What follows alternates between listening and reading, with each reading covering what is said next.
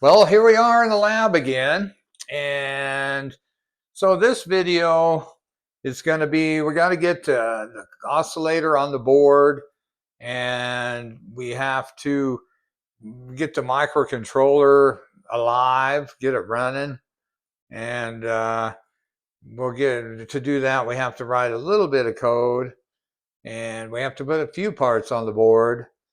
And we'll just continue moving on and taking the problems as we find them, and take the wins as we get them.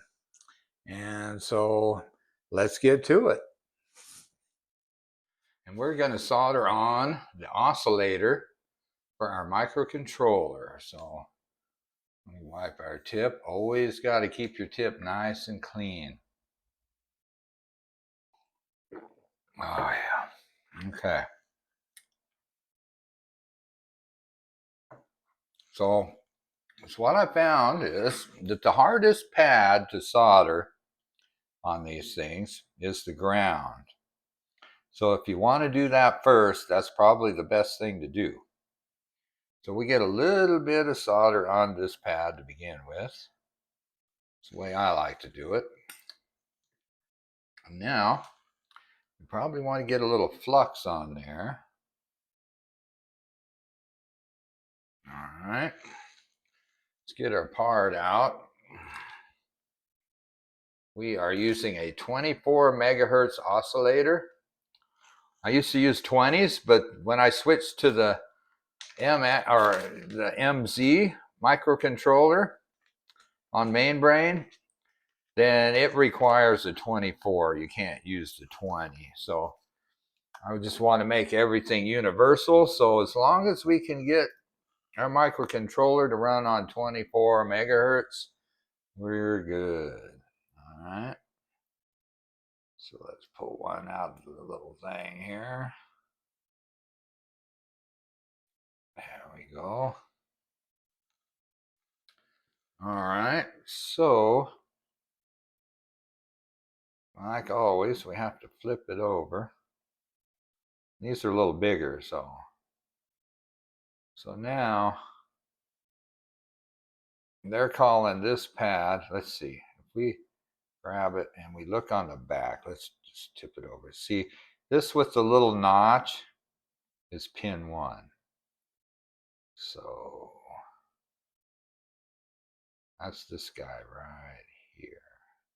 And that's where this little dot is right here. Signifies pin 1. It's not entirely obvious until you get used to it. So it looks like I need to switch tips. I got my big tip on here.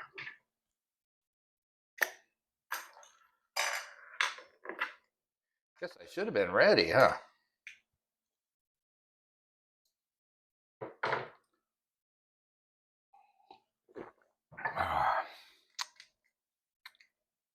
Okay.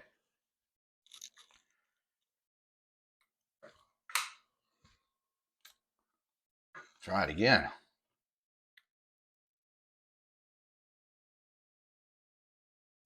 All right. Now you notice how fast the Metcal gets hot. That's one of the great things about a Metcal. You don't have to stand around and wait. That's one reason factories use them so prevalently. It's because they waste less time. So see, we reflowed that ground pad. So I kind of moved it over because we got the ground reflowed already. So we want as much space here as we can get to get our tip on there, because there isn't much room. And in the past, I've made the pads, I've gone in and edited the footprint to make the pads bigger, make it easier to hand solder, because most of these things are meant to reflow in the oven. So now let's get our device here and reflow it, solder it. Now I'm moving it down to the lower right hand corner because the ground pad we just soldered, we know it's soldered, so we want to leave the much room as we can on these other pads to get our tip in there because it's kind of hard. So now that that's on there, then I'm going to rotate it around.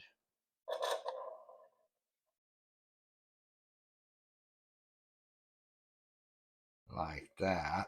Get it in the middle if we can. And so then we might want a little dab of flux more than what we have. I shook up my bottle of flux and it got a lot thicker. So this flux must settle a little bit. All right, so it's really thick now. So now we're going to try to get this other pad here. So you got to get enough on there, enough solder to get the pad and the part soldered together. We should be able to jump right in here on this side and get this one in here too. It's usually not too bad once you get the ground going. All right, now if we can just get this one.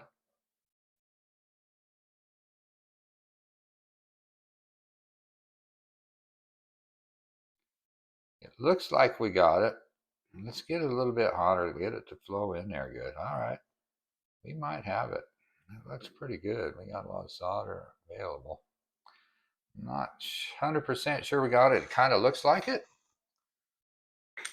Let's see what we got. So now let's clean it off before it like cools and hardens up. And I should have put some alcohol on my glass again, and I didn't. Doesn't need too much. You don't want to waste it because it evaporates pretty fast. And you can go through a can real fast if you're not careful. All right, get this up there a little bit. Get the worst of it off. So we got to put this bypass cap on right here too. Over here.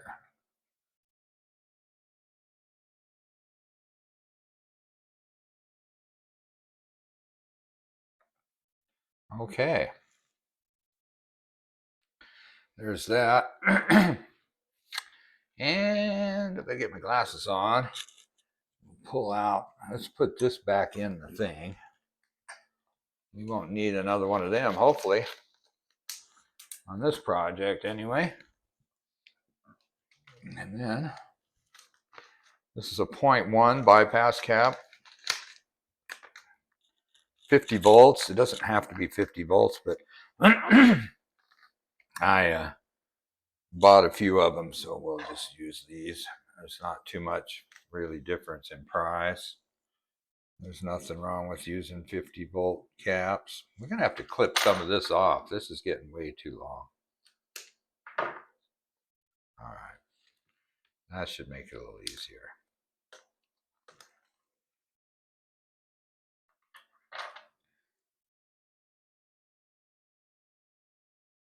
There we go. Plop one out on the board.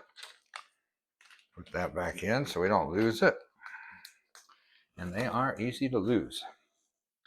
And we will be using some more of those. So let's get some solder on this one pad. Right there. Like that. See how that residue is on that flux? Pretty thick, ain't it? So we're going to rotate this thing around. Like that. And then grab this cap right here. Like that. Whoa, see what I mean? It can go. And did we lose it? No, we did not. We did not. All right. Let's get this thing back up into view. All right. Let's try that again. That was a close call. Because sometimes they just go out there and you can't find them. And once they're like out of your sight, you don't really know if it's the right value. It could be a cap hanging around. So you just got to let it go. Just got to let it go. All right.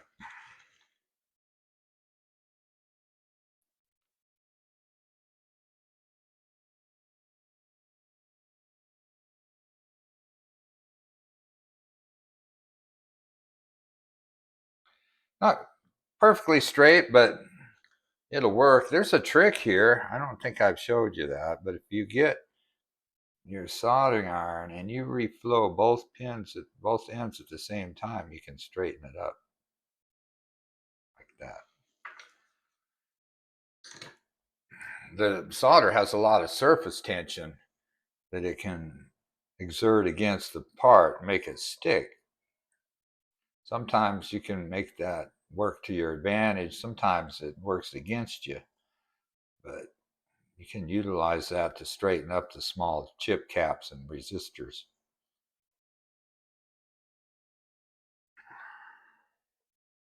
We got flux everywhere.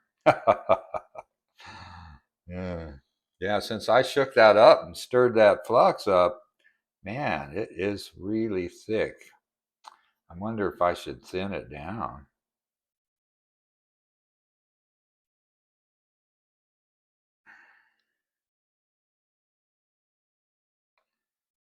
All right.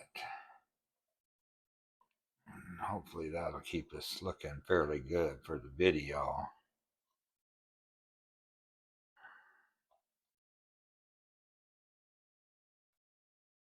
Okay.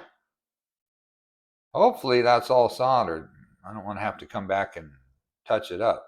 But there, it is a possibility because these oscillators are kind of hard to solder with those pads tight like that up against the body. It might be worth it to make those pads bigger, especially for the next revision. All right, so that looks pretty good. I think we can go to the bench and see if we got a signal coming out of the oscillator with the scope. All right, so let's get our board plugged into mainbrain over here. Then we'll plug in our programmer to our ICSP. And then we'll power up mainbrain. Power up both of them, actually. All right, so let's get our probe over here. Get the ground on there. So let's make sure we got some BCC going on here. VDD. I don't know why I keep saying BCC. I haven't used 5 volts on a project for quite some time. But yeah, okay, so we got VDD, 3.32 volts, very healthy. So let's see if we can get on over here. It doesn't look like it's either not putting anything out or it's getting on there.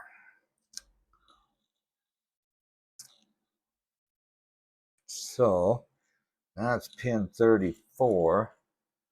So maybe I can get 30 on pin 34 over here with my bare eyes.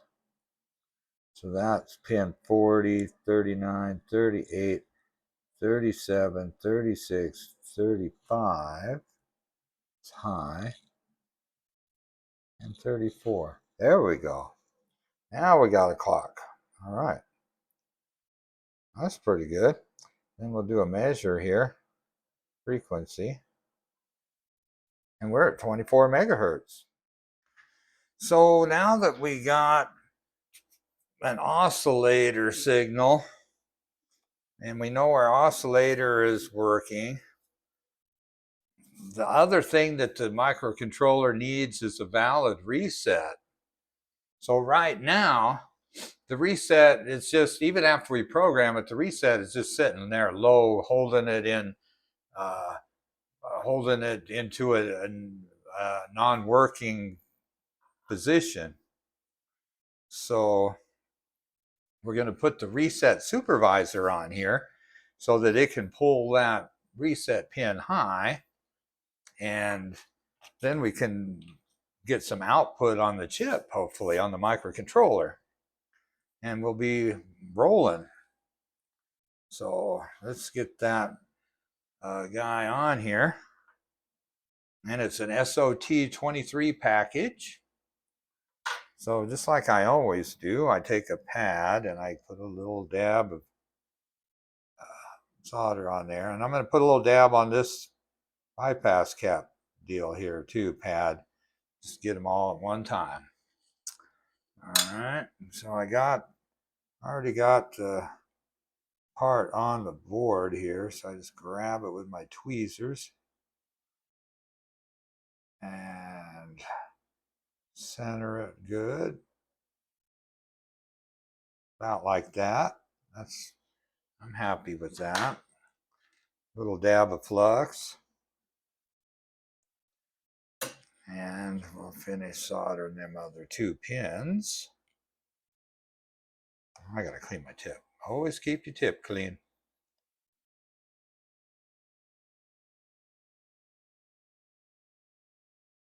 Whoa.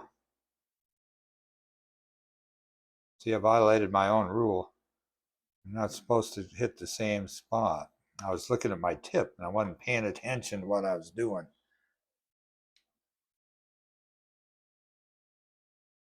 All right. We might need a little more flux on there.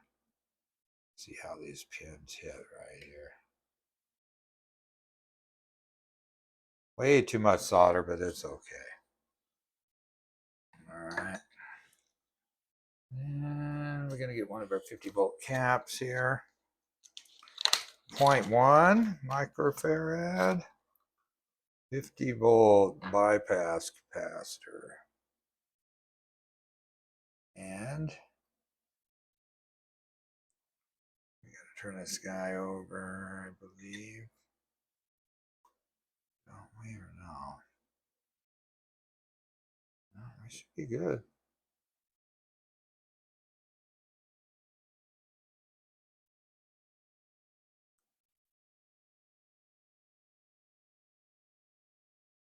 Something is wrong with my... Oh, there it is. We're out the wrong end. My tape. All right. Baby's off of there. All right.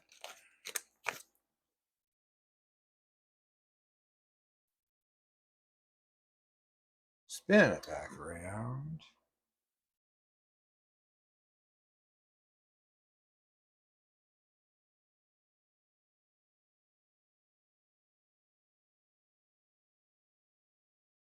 Good enough. All right.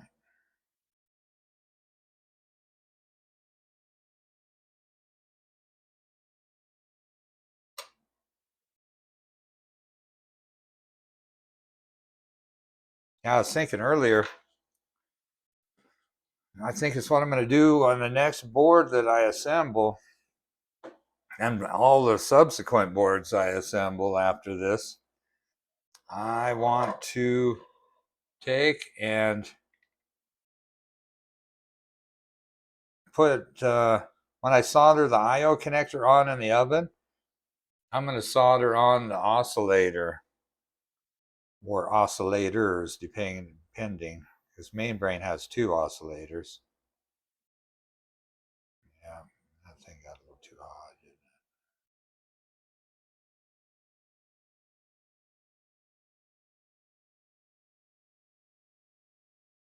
Good enough. One more dab of flux, make it flow good, and I'll touch up all the pins.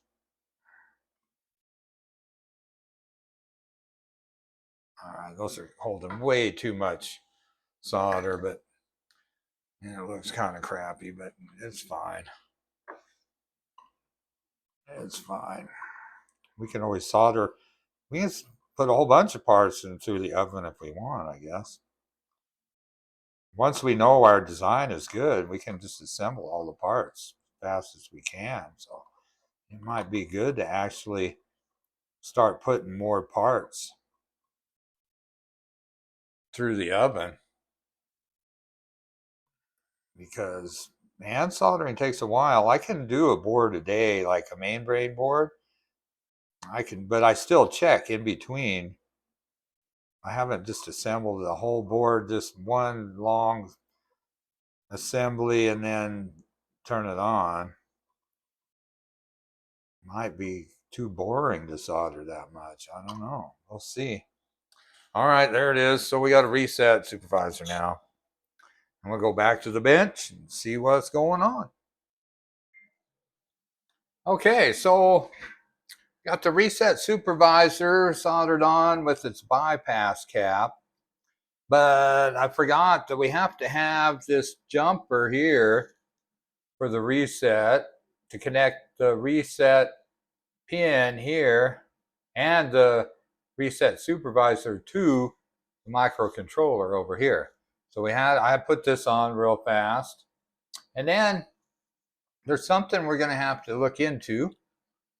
You can't really see it, but I put a resistor right here, a 10K pull-up. So it goes from VDD over here, the second pin, and it connects the reset pin, the first pin, together with that resistor. So it's a pull-up, basically a pull-up to VDD.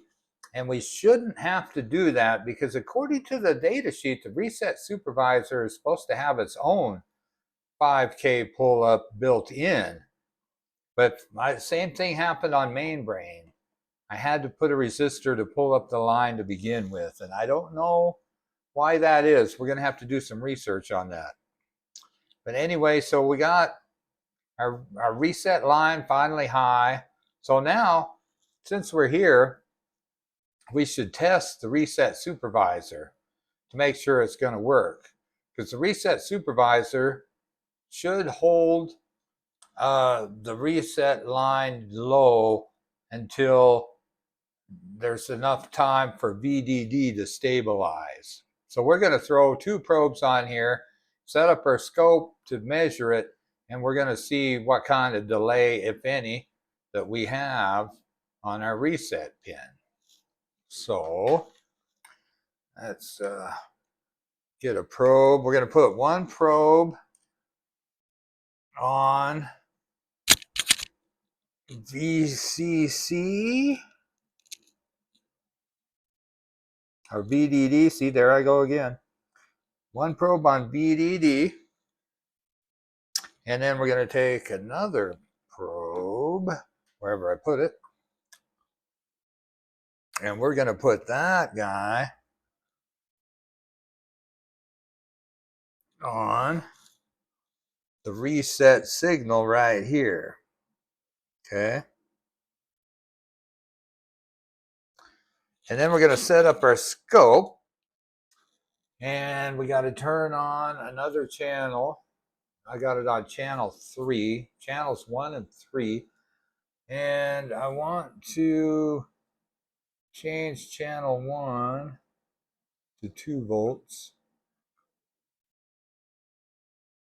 Okay. And that should be okay. The trigger menu.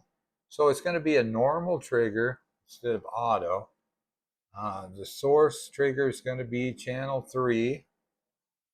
All right.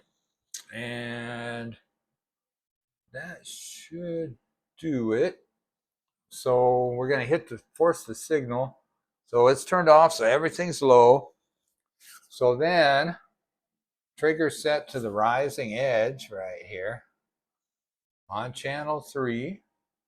All right. Oh, and we probably want a lot slower measurement. So let's go 20 milliseconds and see what we get. So let's go and plug that guy in. And it looks like we're going to have to go a little bit more. Let's go 100 milliseconds, see what we get. Unplug it, force our trigger.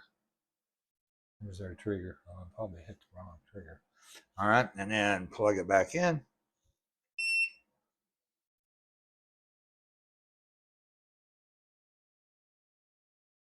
And for some reason that was too much. Let's try that.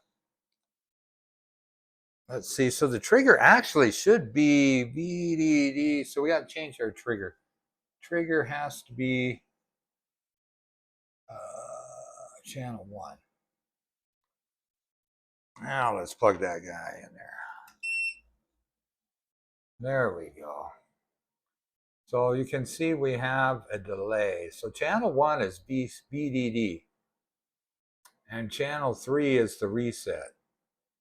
So you can see that if we measure it, about right there. Toggle. Okay. So you're talking a change in 216 milliseconds. And you can see that's plenty of delay for VDD. VDD comes up pretty fast.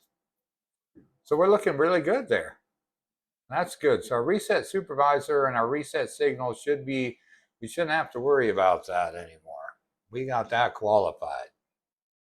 Now, if we take a look at the data sheet for the reset supervisor, it's actually made by Microchip. I didn't choose that, it just happened to be that way. And so it's a MCP 120 or 130, right? So it has an open drain output, so it needs a pull-up, but the MCP 130 has an internal 5K pull-up resistor. All right, so it'll insert the reset pin whenever the voltage on the VDD pin is below the trip point. All right, and so where is the delay? They must have a chart. Here we go. All right, so the trip point is right here. We're not really concerned about that. But the delay right here, so it's maximum of 700 milliseconds, but at least 150. With the typical of 350, we've seen 216 on ours. So that's okay. But if you look up here, it's the MCP 130 with the 5K pull-up. But if you check the bill of materials and what I've been ordering the 120. So that's why I've happened to be putting a pull-up on there. So that's our mystery on the pull-up. So if I start ordering the right part, then we won't have to put a pull-up resistor on there. And so here we are. We're going to write some code. All right, there's our project. We got our header file. We got our source file. This is our source file. So all the compilers have their own preprocessor. And they're all unique to that particular compiler. But so in microchip microcontrollers, first thing we have to do, we have to initialize what clock source we're going to use. And usually we have to do a two-stage startup because we're going to use the PLL so that we can run like 50 million instructions, 50 MIPS. And that's going to run us at like 100, at least 100 megahertz internal clock.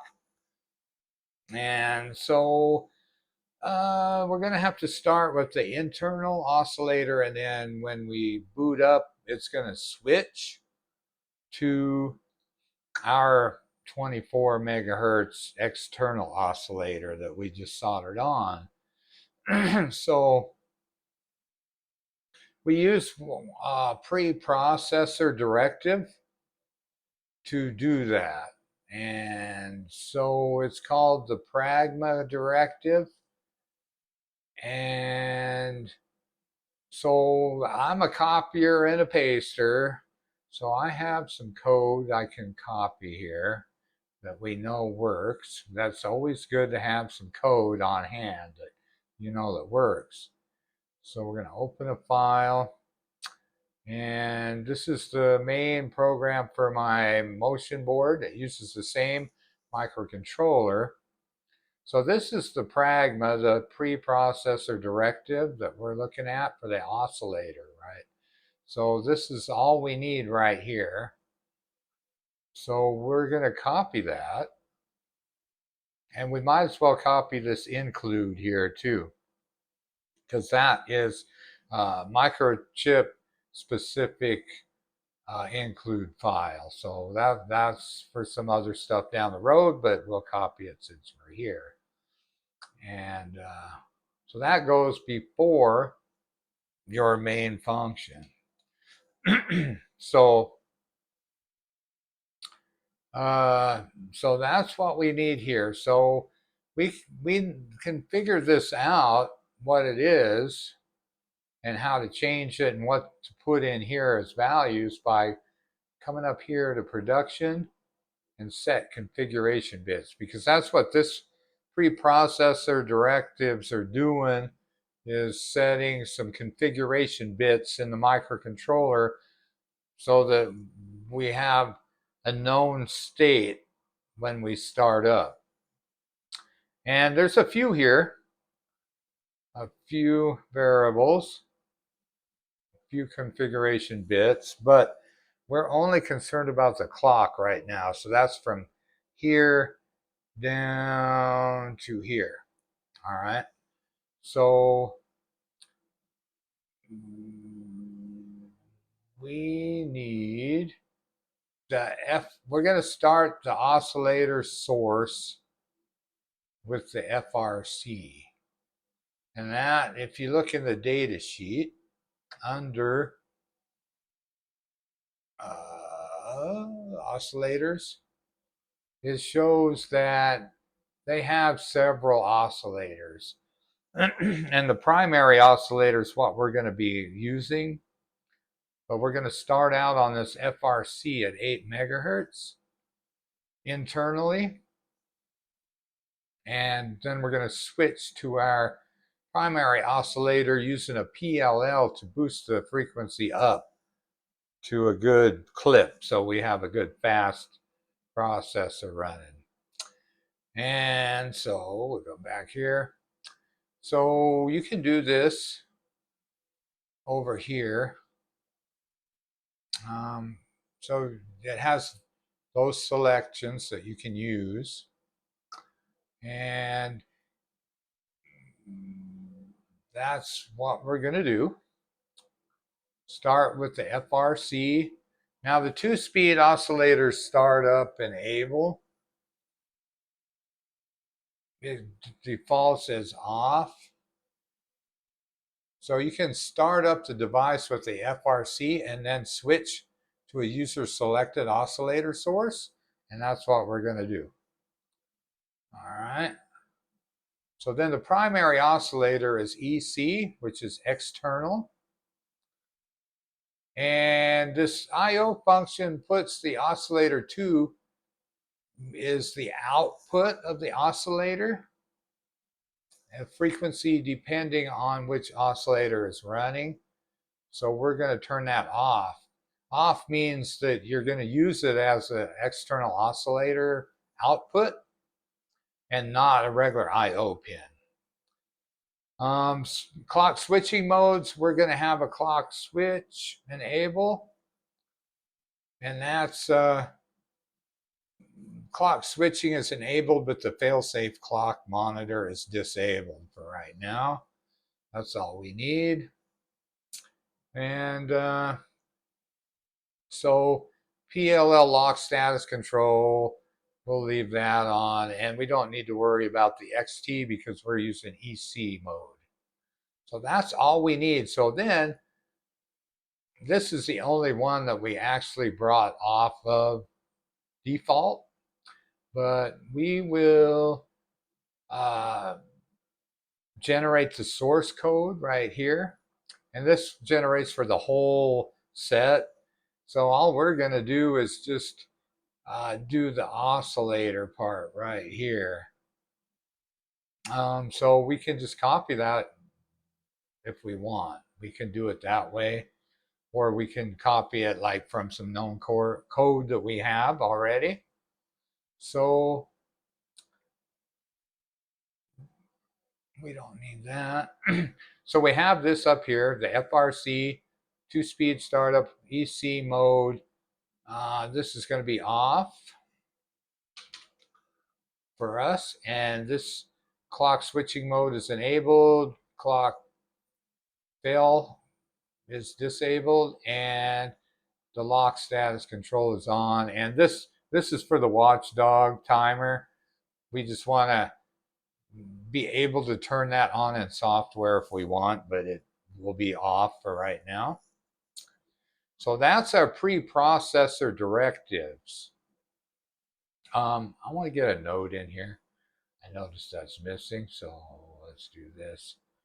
So if you generate source code, you'll notice just the node up here, somewhere up here, is just this right here. I just want to make that note known just for being accurate. Just like that. Okay. Just being a little picky. All right, so that's all the preprocessor directives that we need. So then we're going to go down into our code, and if we look at the code we have over here, we have to set up the oscillator configuration, the clock speed and all that. And then we're going to initiate a clock switch from FRC to the primary PLL. And that's this command here. There's some compiler directives built in by Microchip, so you can invoke those. And we're going to do an oscillator switch right here, and then we're going to wait for the switch to occur, and then we're going to wait for the PLL to lock, and then we can go on with our program. Okay, and that's only the code that we'll need from this other program, this other file. All right, so then we'll just close this one out. We're done with that. So then let's send this to main brain. Well, first, this is for a 20 megahertz oscillator, and we have a 24 megahertz, so we need to divide this by 3 to get an 8 megahertz. The other one's 20 divided by 2, which is a 10, and it has to be in a certain range. But this is good. Just divide by 3, and we'll change stuff later. So that should be all we need to get our program going. So let's send this to main brain, to the I/O. I'm so used to main brain. We'll send it to our I/O card. And then we'll measure this output pin here, which is pin 35. And it should output a frequency comparable to our 24 megahertz. Okay? Now, we're going to measure our clock going into the microcontroller. And that should be 24 megahertz. So we're on pin 20 or 34, pin 34. So 40, 39, 38, 37, 36, 35, and 34. So that's our signal. It's a 24 megahertz clock signal. Now, if we go one pin over, then you see we have an output of 40 megahertz. And it's smaller because of the bandwidth of the probe and stuff. But you see, it was 40 megahertz. Okay, so that means our clock switching worked great. Okay, so now we got to make something come out of the microcontroller so we know that it's actually can do something.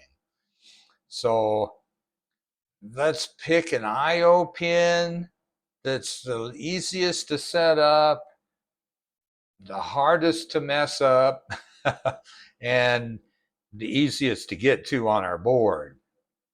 So if we come over and look at our schematic for the microcontroller,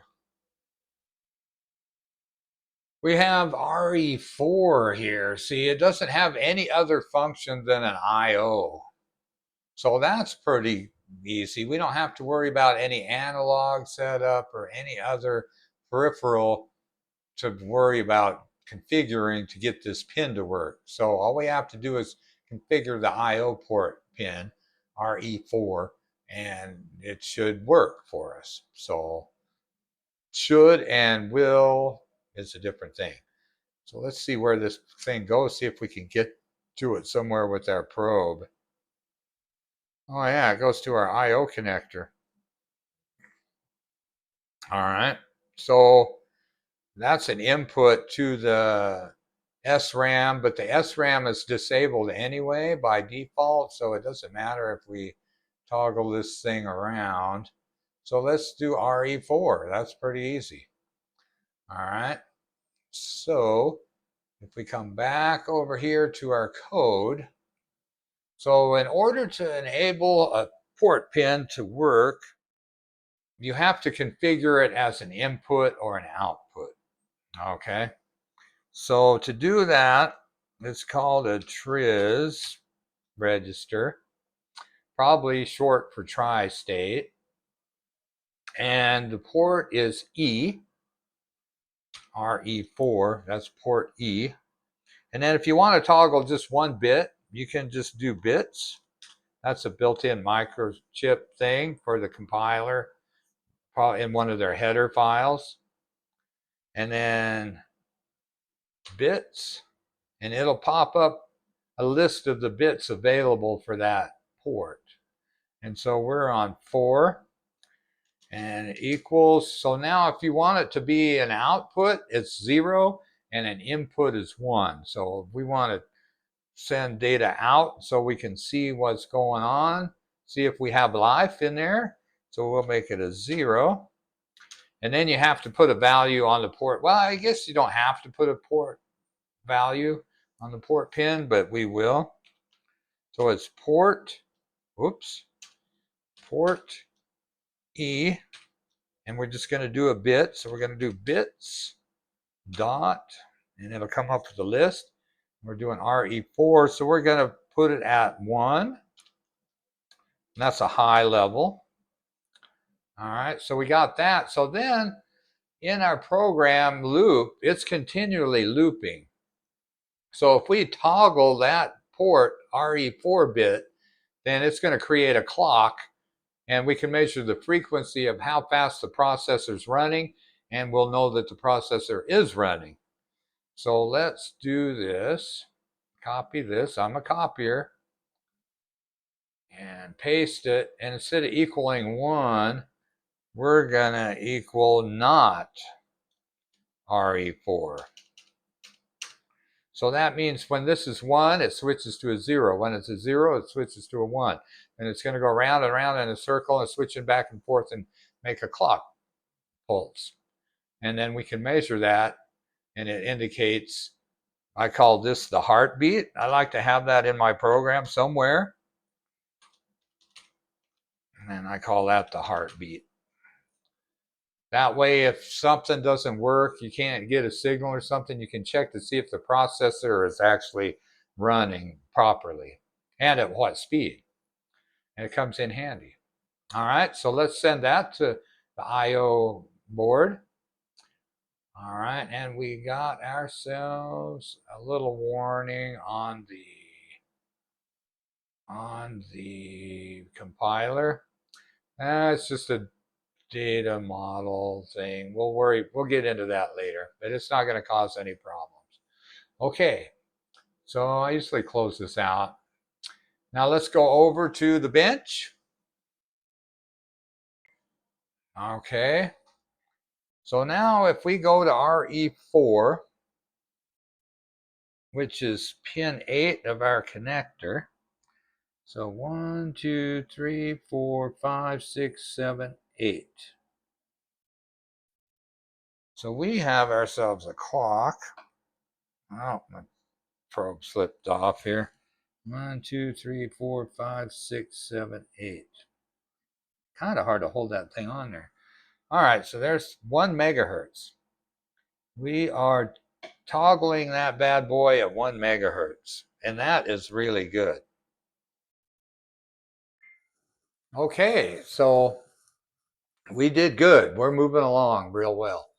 So we have the minimum requirements. We have voltage. We have reset signal. We have a clock. And we're ready to, and we verified that we have an output pulse, a square wave that we generated in code. Our main program loop is generating a square wave at 1 megahertz, which is nothing to laugh at, but we can go more. We can go at least 1.5 megahertz, maybe 2. We'll do that next video.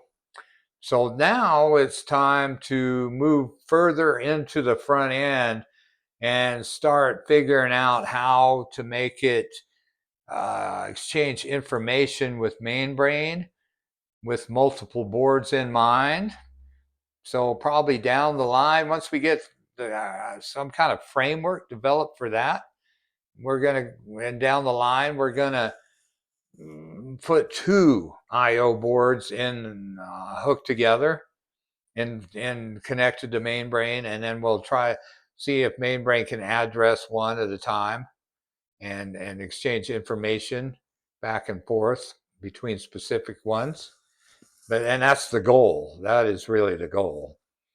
Well, 50% of the goal, because that's part of the goal for the MainBrain interface. And then we have the other half where we're going to interface with the outside world, and we're going to do some cool controlling of signals.